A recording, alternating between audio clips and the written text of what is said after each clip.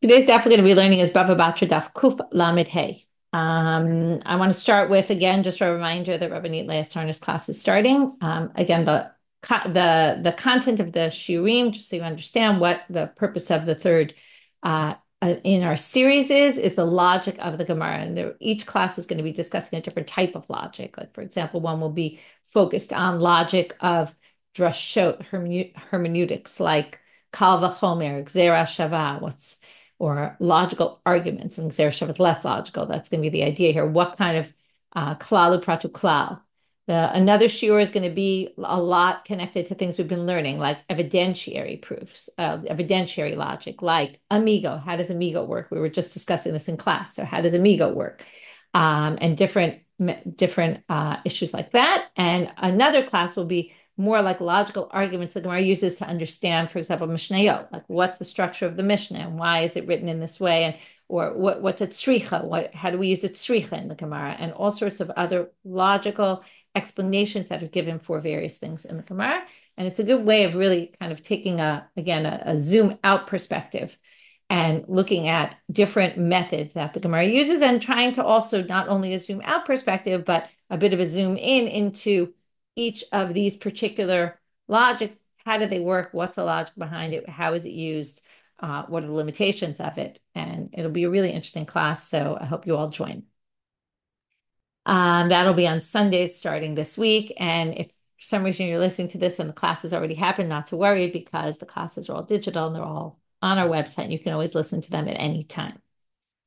And also, one thing before I start, Alana Steinhain's shiur of this week went up yesterday on umdana, which is all about intention.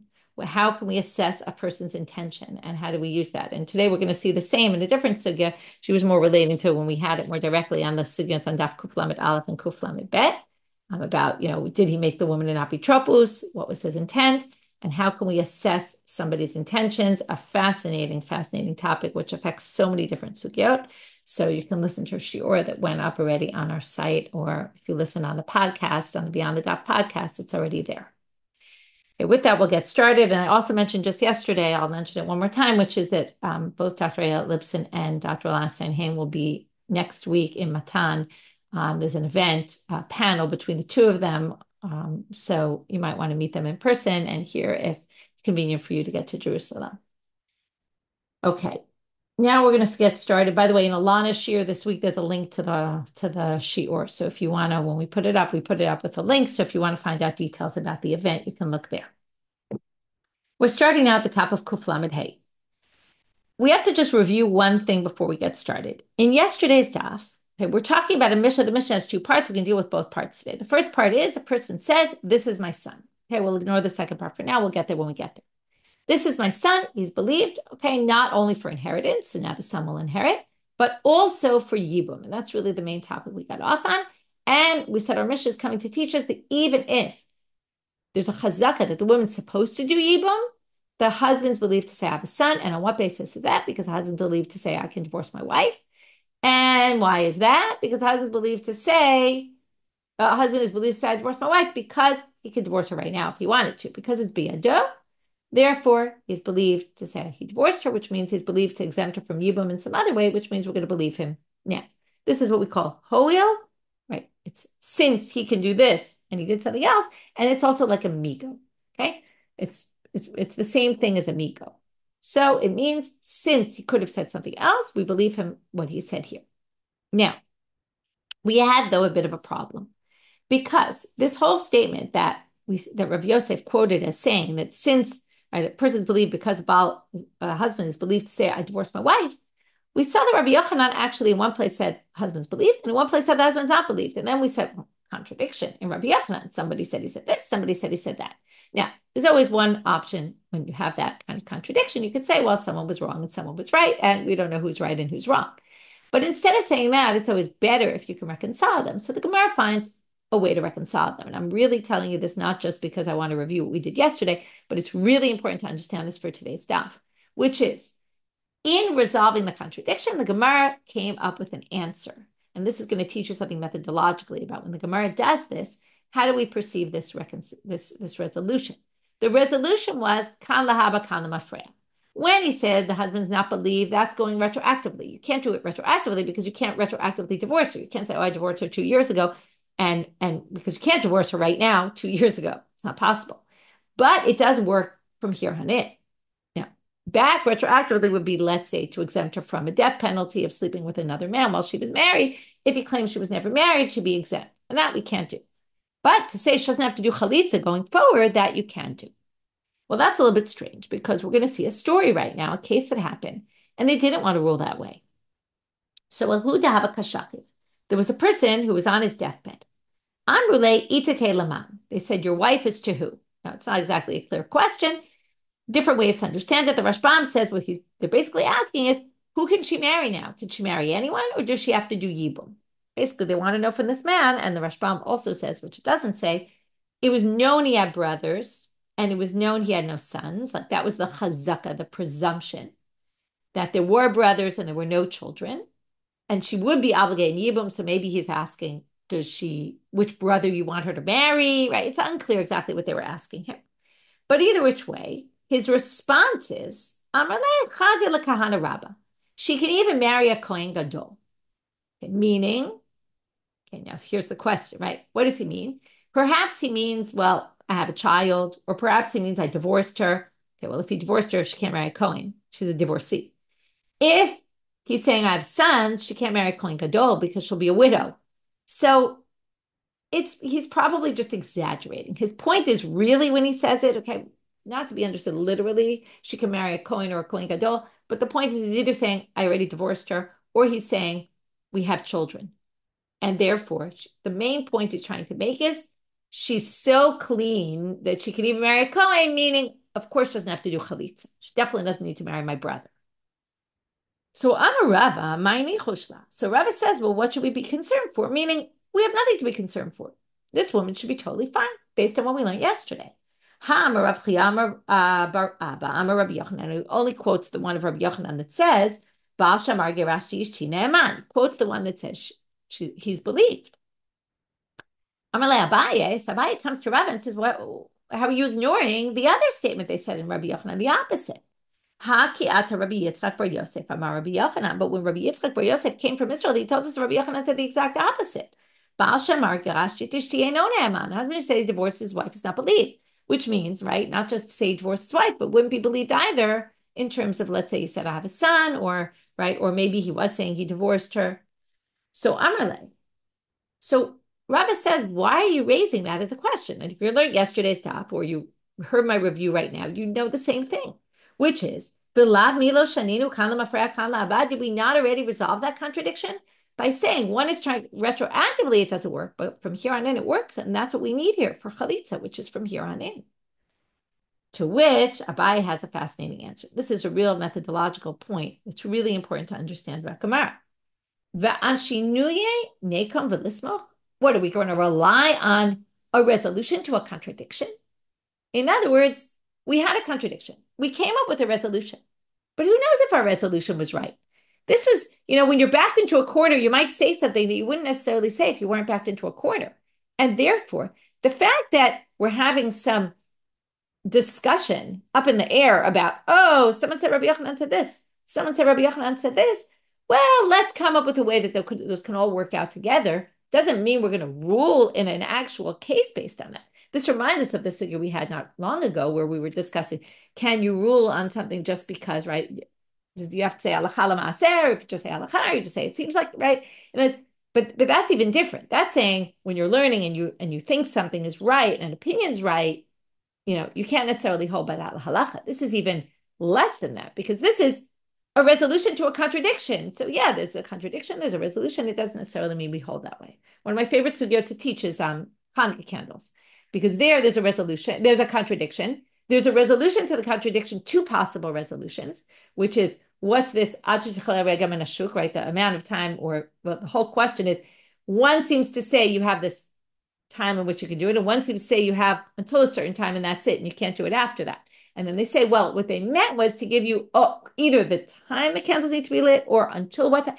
They resolve it in two possible ways, and then the halacha, they paskin like one or the other, or l'kul, like it's unclear by commentators, there's a wide range of opinions about whether these two things were meant lahalacha, whether we're not sure which one is right, or if either one of them is right, because it was all just resolving a contradiction, and maybe likula you don't have to, right? That's why people are pretty not so careful about what exact time they start lighting, because it's possible. It means that it's possible. It doesn't. There's a lot of interesting discussion there about how we posket, because these were just given as two resolutions to a contradiction. It doesn't necessarily mean that that's the opinion, even though really la halacha, it kind of goes down that way. But you look at the nuances of halacha.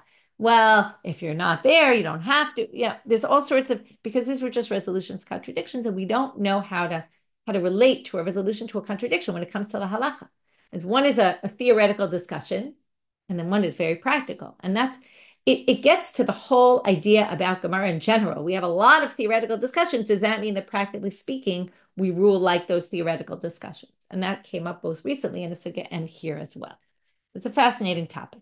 So after Abaye brings this argument to Rava, he says, Amalei Rava, the Rav Natan bar Ami chushla. Rava's convinced by Abaye that you're right. Just because we resolve the contradiction that way doesn't mean that we release this woman easily. No, we have to require her to do chalitza just in case, okay? Because maybe Rabbi Yochanan changed his mind about it and then said Einu Ne'eman, and then we can't believe the husband. So he's strict, he's stringent in this case and accepts Abaye's argument. Next case. Okay,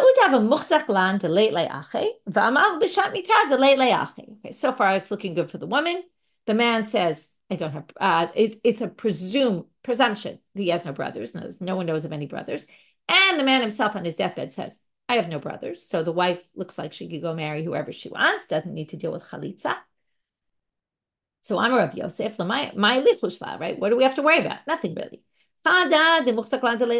Number one, presumption, he has no brothers, right? If you have no brothers, there's no chiyuv in yibum. You don't have to have relatives do yibum with her. And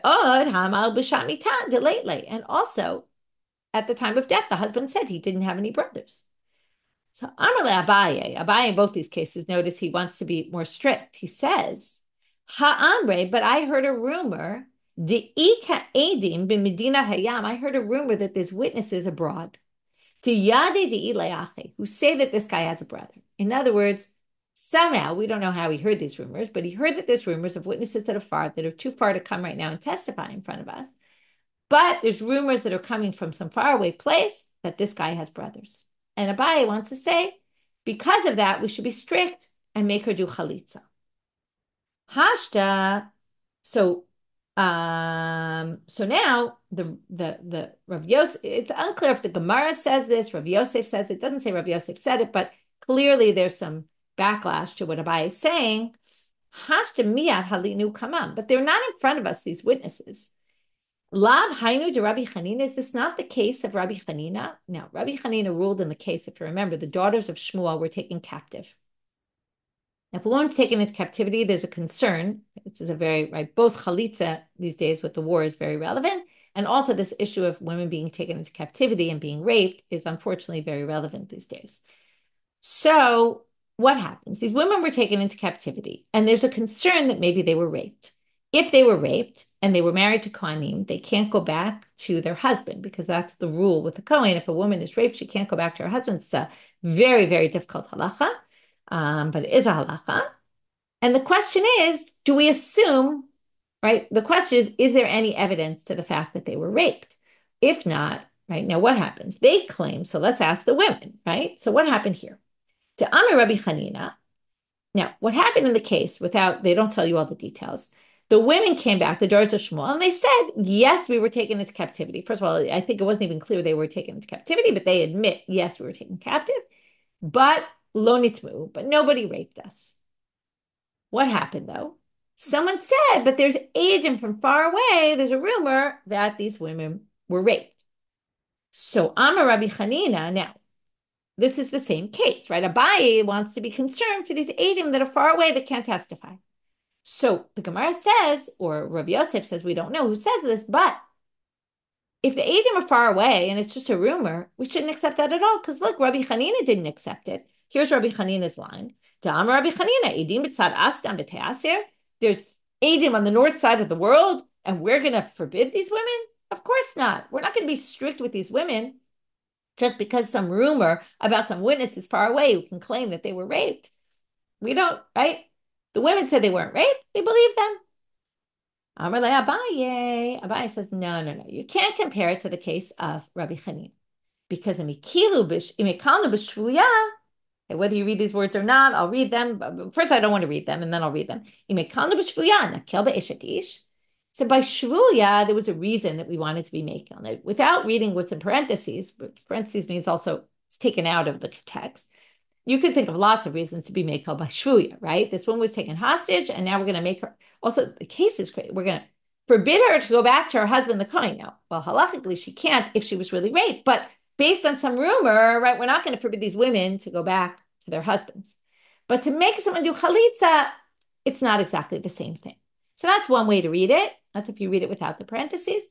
But in the parentheses, it says, there's even more reason to think that she wasn't raped when she was in captivity.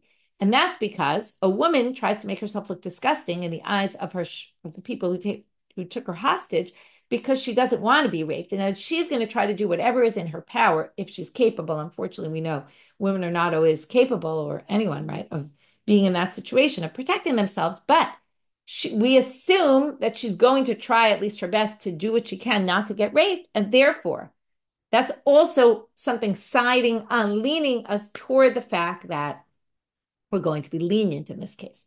So there's reasons why we'll be lenient in that case, but those reasons are irrelevant by this chalitza case. Okay, chalitza now. Well, chalitza is a very unpleasant ceremony, both for the woman and for the man who has to do the chalitza ceremony. But particularly for the woman, it's a hard situation to be in. But the rabbis I don't think they understood how complicated a ceremony it was for the woman, and they didn't see there was as much of a need to be lenient, or there was just no reason, there was no basis. Like in shvuya, there's a basis because we assume anyway, any woman tries to do whatever she can to protect herself from getting raped. So if the women said they weren't raped and we have this assumption, then we can weigh in on that side. Whereas on this side, all we have is the man's testimony and the presumption that, there are no brothers, but we have this rumor from abroad that maybe there are, and therefore she has a way to get out of it. Let her do chalitza, and then she can move on and marry whoever she wants. So, in fact, Amar le Rava le Rav Natan bar Ami chushla. So he said we should be concerned. Nobody knew for sure that she was chayav in yibum here, and that's why, by the way, she would never do yibum, because you can't do yibum unless, if you remember from Yavama, unless it's definite. Otherwise, it's harayot to sleep with your husband's brother. It's only permitted in a yibum scenario, but they required her to do chalitza just in case she. Right, which again, as a woman, it's hard to understand. Oh, just in case, just do chalitza, right? It's an unpleasant ceremony to go through, just in case. On the other hand, right, you want to avoid a Torah prohibition of not taking care of it if you really do need to take care of it. So we saw two cases where Rava, in the first case, he actually didn't want to be machmir. In the second case, he only comes in at the end, really, and rules based on the discussion that was going on. Both cases, really, Abaye who's pushing and saying that there seems to be a reason for this woman to get chalitza, and then Rava paskins, in fact, like Abaye, which is interesting. They were always arguing, right? In this case, Abaye convinces Rava of his opinion, and Rava rules that way. Now we're moving on to the second part of the mission. So that was the way we started our daf. We continued with that case of the husband and the believability of the husband to exempt a woman from yibum. And we brought two scenarios to happen where actually they require the woman to do yibum. One had to do with both of them were not believe it, right? In the end, we didn't really fully believe the father. We could have, but we weren't sure. So we sided on being extra careful. Now we're going to go to the Ze Achienu Ne'eman. So let's remind ourselves of this case. We have two brothers, Reuven and Shimon. All we know is there's two brothers. But when the father dies, Reuven says, by the way, we have a third brother. And we don't know exactly what Shimon says, and that's going to be part of the Gemara's question. But let's just assume Shimon says, no, I don't, right? Shimon doesn't know anything about this brother and denies the claim. So what happens? When it comes to the father's inheritance, Shimon gets 50%. Again, we're ignoring just the Pishnayim part. Shimon gets 50%. Reuven has to divide his portion with his brother, right? Reuven gets his third that he's deserving of and gives Levi the other portion. So Levi ends up with a sixth of the father's property. When Levi dies, that sixth, if Levi has no children, the sixth reverts back to Reuven because it was taken from Reuven. It reverts back to Reuven. Shimon doesn't have any access to it. However, if when Levi dies, he's got other property in his name, that property is divided up evenly by the brothers. Now that's going to kind of seem strange. Shimon said he didn't have a brother. On what basis is he allowed to get his brother's land then? So we're going to have to understand that. The Gemara starts off with a question. V'idach mai ka'amre. What exactly was Shimon's claim? I ka'amre achunahu. Okay, now in the Mishnah, all we have is ze'achi. Reuven said, this is my brother. We didn't know what Shimon said. So now they have to guess. Okay, Shimon either could have said, he is my brother or he's not my brother. Or maybe there's a third possibility. So if he says, they're now going to bring the two possibilities I just said and say neither works. Because if he says he is my brother, I ka'amre achunahu. Amayi told him b'chalko. Then why does he get only Reuven's portion? If Shimon agrees he's the brother, then Shimon should divide his portion as well. In other words, it should be divided a third, a third, a third. Right? Why does he only get from Reuven's portion and not from Shimon's as well? Vitulo means and not anymore, right? He should get his full third. But if you say he said he's not my brother, I do not have a third brother, he is not my brother. Well, then the seifa makes no sense. Why should Shimon be able to inherit from Levi if he doesn't agree that he's his brother? If he says this guy's not my brother, then he should be able to inherit his property, right? Property he got from somewhere else. So what's the situation? To which they answer, it's a third possibility. What's the other option? I don't have a brother. I do have a brother, right? He's not my brother. He is my brother. Third option is, I don't know if he's my brother. So so the brother, okay, brothers, they put it in plural. Let's say it's Shimon and Yehuda, and there's a bunch of brothers. All the other brothers say, we don't know. If they say we don't know, well, then we treat it as this in between. On the one hand, they don't have to pay up. On the other hand, they will get the inheritance.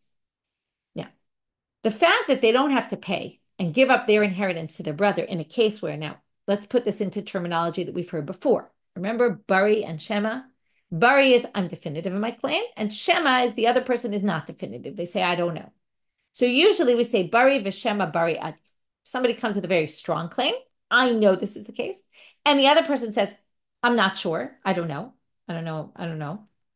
Then the Bari person wins because they have a confident claim versus an unsure claim. It should win. Well, according to this, Reuben comes with a definitive claim. Levi is my brother. Shimon says, I don't know. And what do we see? Shimon doesn't have to pay. So from there comes Rava and says, I'm a Rava, zot omeret. From here, what can you infer? To a similar case, we have a Bari and Shema, where someone's trying to take money out of someone's hands, because that's really what Reuben's trying to do. He's trying to take money out of Shimon's hands as well, not just out of his own property, but also out of Shimon's, get Shimon to pay Levi. Well, it's similar to the case of Mana li biyadcha v'ala omer ein yodea patur. So Rava says, Zot omer, from here you can infer that what? That the ruling, based on our Mishnah, would be in a case of Mana li biyadcha, if I say, you have money in your hands, that's mine. I know you do. I gave you money to watch, and you never gave it back to me. And you say, Eini yodea, you say, I don't know, maybe, maybe not. Well, now, you could think about it. This could go two ways. Because theoretically, right, but you shouldn't allow me to get it because just because I come with a definitive claim doesn't mean I'm not lying. On the other hand, if I'm sure and you don't remember, well, just because you're forgetful doesn't mean I lose out on my money. So it's a bit of a deliberation, what we would do in a case like this. So comes Rava and says, well, it's clear from our Mishnah that if one comes with a definitive claim and you owe money, and the other one says, I don't know, patur, the one who says I don't know is actually exempt, even though Bari v'Shema, usually we say Bari Adif, the confident claim, wins out. But in this case, it sounds like it wouldn't. And therefore, we would say, Bari v'Shema, no, you can't take money out of someone's hands just because you have a Bari claim. And that's what we see from this case. However, comes Abaye and he says, no. You can't infer that. Mana li biyadcha, if I say you owe me $100 and you say, I don't know what you're talking, I don't know, maybe I do, maybe I don't, you definitely have to pay me. Just because you're forgetful doesn't mean you're exempt. Why is that not the same as this case? Well, Abaye Amar, turning out I'm a bet. Lo olam ema lecha chayav. Really, you are obligated in a mana li biyadcha case. V'shanehacha dekemana la'achir biyadcha dami. This is more similar. Now, Reuven wasn't saying, we have a brother and therefore Shimon, you should pay me, which is like mana li biyadcha. Reuven was saying, you owe a third party. Reuven was saying to Shimon, you owe money to somebody else. in that case, we're going to be exempt. Why? Because Shimon can say, what are you butting into my business? Like, why are you coming and testifying that someone else owes me money that you're so confident about that? Who are you? Okay. And therefore, in a case where someone comes and says, I come to you and I say, listen, I know that you owe Ruth money. You can say to me, what do you have to do with Ruth? Stay out of my business. So the debate here between Rava and Rava and Abaye is very interesting because in the case where Reuven says, Levi is my brother, Shimon can't say, but out of my business, you have nothing to do with this. He does have something to do with it because it affects Reuven as well. And he's even willing to pay money because of it, right? Reuven in the end has to pay based on his admission. So it's sort of like, as relates from from Shimon's perspective, it's but out of my business. But Reuven is connected to the case. So therefore, that's why it goes both ways. And Rava and Abaye have a deliberation about it. Okay, next section. The Mishnah ended with Meit Yachzeru Nechasim Limkoma, or there wasn't the last case, but it was the second to last part, which is if Levi dies, Yachzeru Nechasim Limkoma. The property is returned to the person who it was taken from, meaning if Reuven gave up part of his portion of his father's inheritance to Levi, then that reverts back to Reuven, even though Shimon gets other land of Levi to divide evenly between him and Reuven, but the part that they got from the father that he literally took from Reuven goes back to Reuven. By Rava. Rava now asks a question that is going to qualify his question. Or not exactly qualify, but explain his question. What if, when they divided up the property, Levi got something worth $100 and it went up in value on its own to 120. So now when he dies, it's 120. Are those extra 20 divided evenly between the brothers? Or is it just part of the 100 and the 100 went up to 120 and all of that goes back to Reuven only? So, he says, my question is not about investment that Levi did in the land. If it's investment Levi did in the land, it's obvious. Much more similar to property that comes into his possession from some other place, which would be divided evenly. But I'm asking about investment that happened, the increase in value that happened on its own. Kigon, like dikleva alim, like a date palm, a palm tree that got stronger, or ara va'aska sirton, or there was land that stuff accumulated and fertilized the land, and it's now worth more, but it happened on its own. And the answer is teku. Okay, so that's what I was asking about, and I don't know the answer to the question. New Mishnah. The background to this is something you have to understand, a really important distinction. Otherwise, you're going to have trouble understanding the sugya, which is there's different ways that people can pass on items to other people. So usually you do it with a kinyan. Okay? And there's different ways you could do a kinyan. You can do a handkerchief. You can pass a shtar to someone as a shtar kinyan. Now that means that with this document, when I pass this document to you, I'm giving this item to you that's written in the document, right? The document says, I'm selling you my house. And as I give you the deed and you pick it up, you acquire the house. Okay, that's called a shtar kinyan. There's also a shtar raya, which is the way we usually use shtarot, I think, these days, which is a contract that just kind of proves something, right? We do a transaction, and then we have a document where they always say, get it in writing. Okay, it's called a shtar raya. Raya means a proof. It's just a shtar that's functioning as a proof. So you have to understand the distinction between these two documents. Otherwise, it's going to be hard to understand this sugya. Now, when you're on your deathbed, you don't even need a shtar, remember? Right? If you're going to remember one thing from these chapters, that's what it's going to be. But the words of a person on their deathbed, we take as if they did a kinyan. So if you want to say, I'm gifting my land to so-and-so, and you just say it, it's as if it's a done deal. It's as if you did a kinyan, even though you didn't do a kinyan. However, if you wrote it in a document, or you wanted to write it in a document and you didn't pass the document on to the person yet, there's no such thing as passing on a shtar kinyan. Now, a shtar kinyan, not a shtar raya, not a shtar that proves it. If I already passed it on and it's just a proof, that's a different story. But if I say, write a document, now what I say is as if I did a kinyan, but that's if I say, give it to so-and-so. But if I say, give them a document, we're going to see this soon. Okay, this is just background. Give someone a document and then I die. you can't give the document because you can't give a document in my name after I die. You can't make a kinyan for me after I die. I'm dead already. So because of that, we're going to see that it actually becomes worse if you just say it, it's as if it's done. But if you say, I want to give it with a star, then it doesn't work because we assume that you meant a star kinyan, that you wanted to have the person acquire it with the document. And if you missed your window because the person died in the meantime, you can't do it. Because ain star lacharmita, just like ain get lacharmita, which is, by the way, a star, right? You can't do any sort of transaction after your death. You're dead. So with that, we're going to read the Mishnah. Misha mate, someone dies, we find a document. A daitike is a will. Okay, we find a will that says, I want to gift this to so-and-so and this to so-and-so. Right? It's hard to imagine because a will nowadays is not a shtar kinyan. Okay, a will is a proof of what I really want to do. But we find this will that says, I'm gifting this land to so-and-so. Hare zoeno klum. And the Rashbam adds, even if later we find that will in the property of the person who it was supposed to be given to, this document that basically says, I gave this land to so-and-so, if at the time of my death it was tied to my body, why it would be tied to my body, I don't know, but we find it, maybe in my lap or on my body, then, or they even say tied to my body, it's clear that I didn't give it yet. And if I didn't give it yet, even if you have it later, there's no way that I could have given it to you after my death, and therefore it doesn't work. But zika bala'acher, now this is a fascinating line because there's two totally different ways of understanding it. Zika bala'acher, bein min hayorshim, bein she'ena min hayorshim tibarav kayami. But if I gave it to someone else and said, I'm giving you the rights to this document before my death, whether I gave it to a friend, whether I gave it to an heir, someone who was in line to inherit me, it doesn't matter. It's theirs.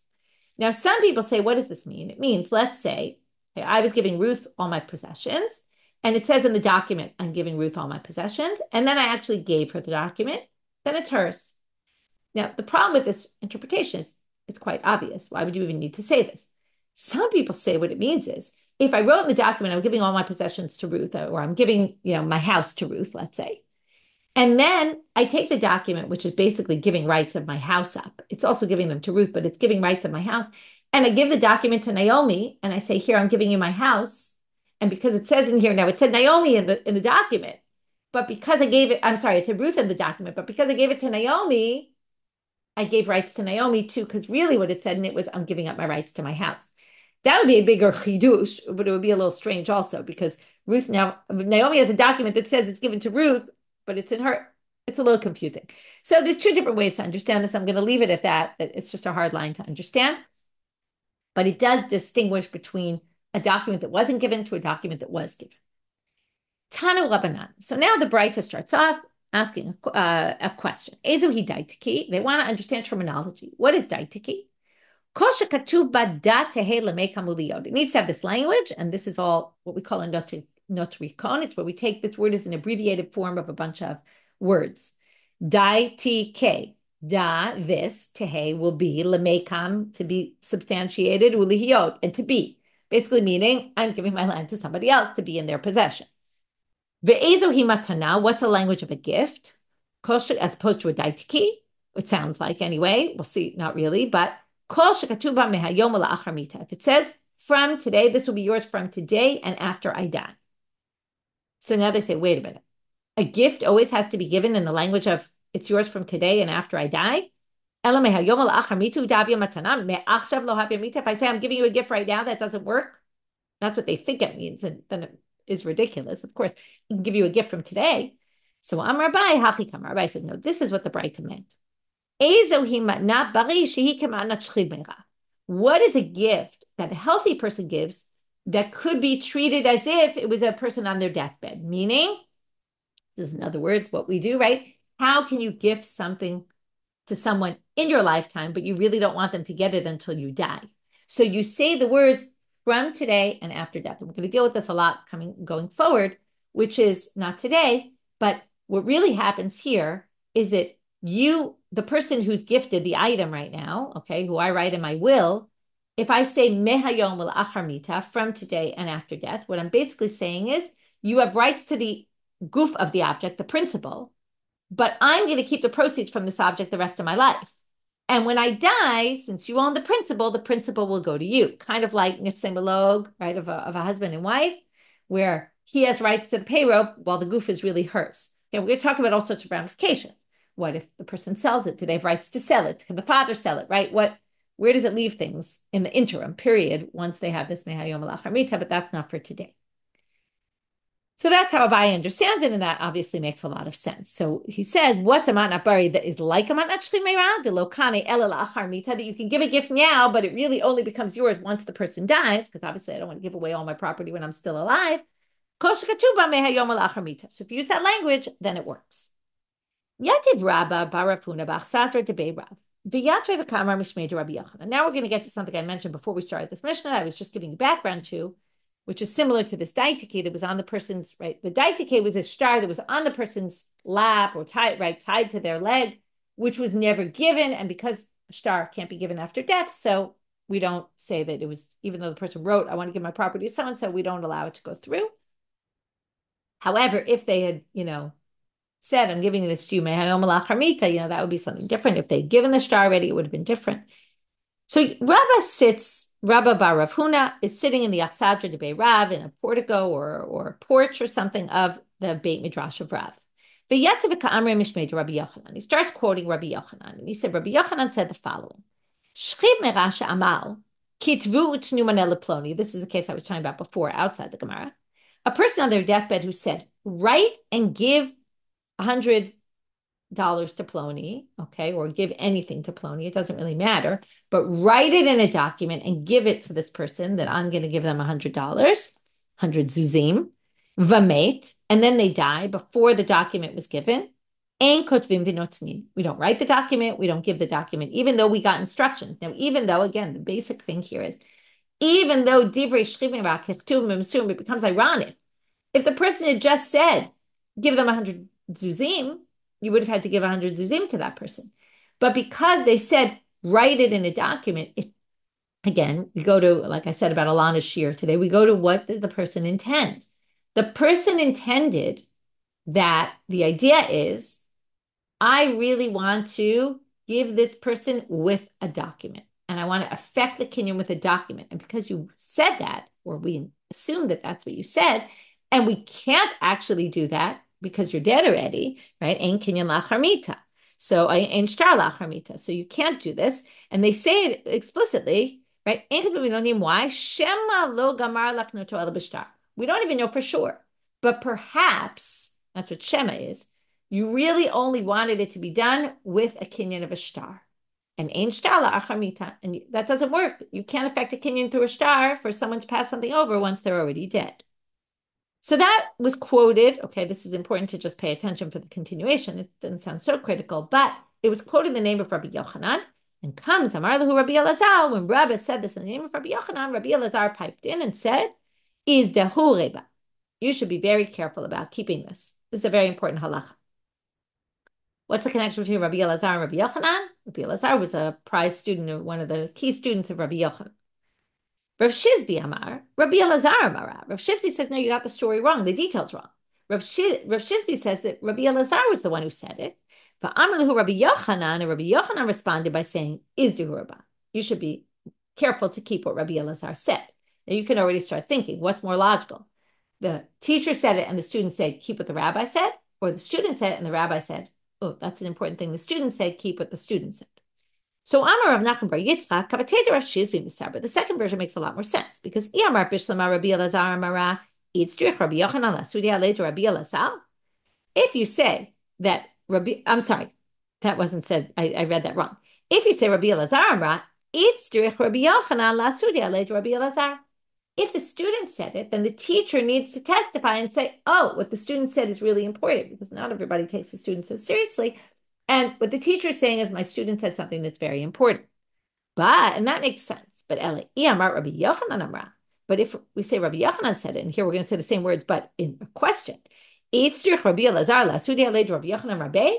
Yochanan said something, the student wouldn't need to say, oh, keep what the rabbi said. It's obvious that the student thinks keep what the rabbi said. And the rabbi's in the position where everyone's listening to him anyway. So it doesn't make any sense. So therefore, it must be that Rabbi Elazar said it, and Rabbi Yochanan said you should keep what Rabbi Elazar said. And furthermore, V'od Tashma will further prove to Rabbi Elazar Amra that he was the one who said it. Deshalach Rabbi Mishmei to Rabbi Abaye. Rabbi sent in the name of Rabbi Abaye. Havu Yodim Sheshalach Rabbi Elazar leGola Mishum Rabbeinu. You should know that Rabbi Elazar sent in the name of Rabbi Yochanan. Shchiv Meira Sha'amar Kitvu Tznu Manale Ploni V'Meit. Ein Kotvim V'Notnim. Shema Lo Gamar Lachnotel L'Bishtar V'Ein Shar Lachamita. Actually, I wonder if Mishum Rabbeinu. One second. Is Mishum Rabbeinu? It would be weird because I said it in the name. Sorry. Mishum Rabbeinu is Rav. Sorry. They're saying Rabbi Elazar said in the name of Rav the following halacha that if someone says kitvu v'nu, you don't do it, and therefore it was really that Rabbi Elazar said it, and Rabbi Yochanan heard and said you should keep this. And sorry, the continuation of that is okay. Let's just finish. Sorry, let's just start from the beginning again.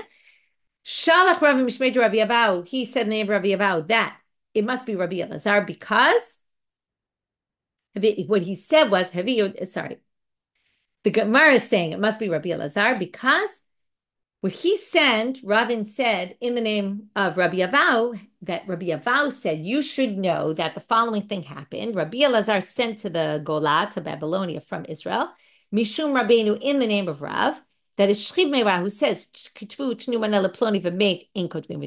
if a person on their deathbed said, write and give this star, we don't write it and give it. Shema lo gamar lachnoto el b'shtar, which is exactly what we saw, because maybe he really only wanted it to be acquired with the star. Ve'en shtar lachamita, and there is no such thing. You can't do it after death. Rabbi Yochanan amar tibadeh, and Rabbi Yochanan responded to that by saying we have to check. Nobody knows what tibadeh means yet, but already we can see that Rabbi Elazar said it, and it was in his name, and Rabbi Yochanan responded. I will explain his response in 1 minute. But this was the second proof that Rabbi Elazar, that Rav Shizvi's right. It was really Rabbi Elazar and not Rabbi Yochanan who said it in the first place.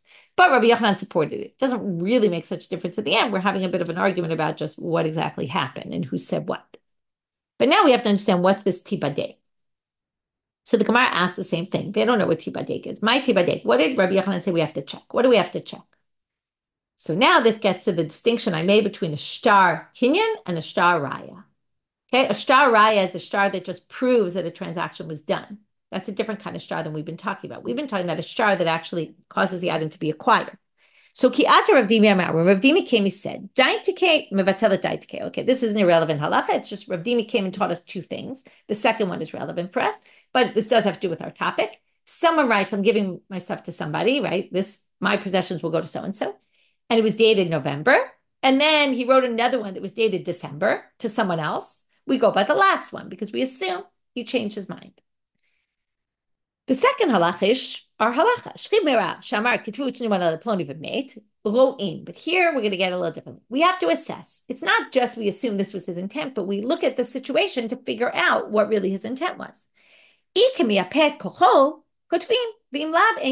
he was just trying to give strength to the person who he gave the money to and just wanted him to have her to have a document to prove it in hand, then that's a shtar raya. And that we can write up because that's just shtar proving that a kinyan was done, that what I said, I'm giving my stuff to so-and-so, and please write a document. The document was not then meant to be the document of acquiring.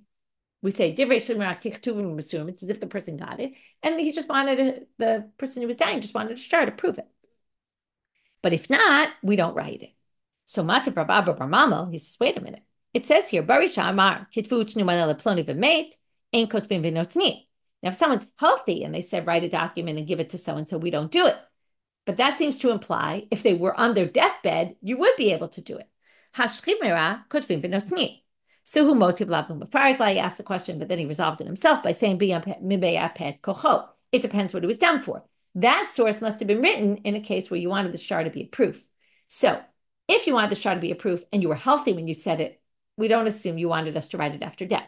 But if you were on your deathbed, we assume you meant, write it after death. And then, right, you would be able to write it, but that's only if you meant it as a shtar to be a ped kocho, to strengthen the kinyan, but not to actually make the kinyan. Now we're going to have to get to, that will be for tomorrow. Now, what language would be this? What language would be that? How would you know? So that's it for today. We'll have to wait for that for tomorrow's stuff. So we started with these two stories that were relating to the believability of the husband when it comes to the wife to exempt her from yibum. Then we got back to our issues of inheritance. We dealt with the part with the brother, and we ended up saying it's a case of Bari and Shema, where the other brother just said, I don't know. And then the question is, can you learn from there to Manali biyad chavala omer eni yodea or not? That was a machlok Rava and Abaye. Then we talked about the shevach. Does the shevach get divided up among all the brothers, or does that really only go to Reuven because it's the shevach that anyway happened on its own from the property that Reuven gave him? So perhaps it would go to Reuven, but we didn't have an answer. And then we got to this issue of this shtar that wasn't written or wasn't given, could have been written, wasn't given. That was the daitike that was tied on the person's leg that you can't give after death because ain't shtar lacharmita. But then we did distinguish between a shtar kinyan and a shtar raya.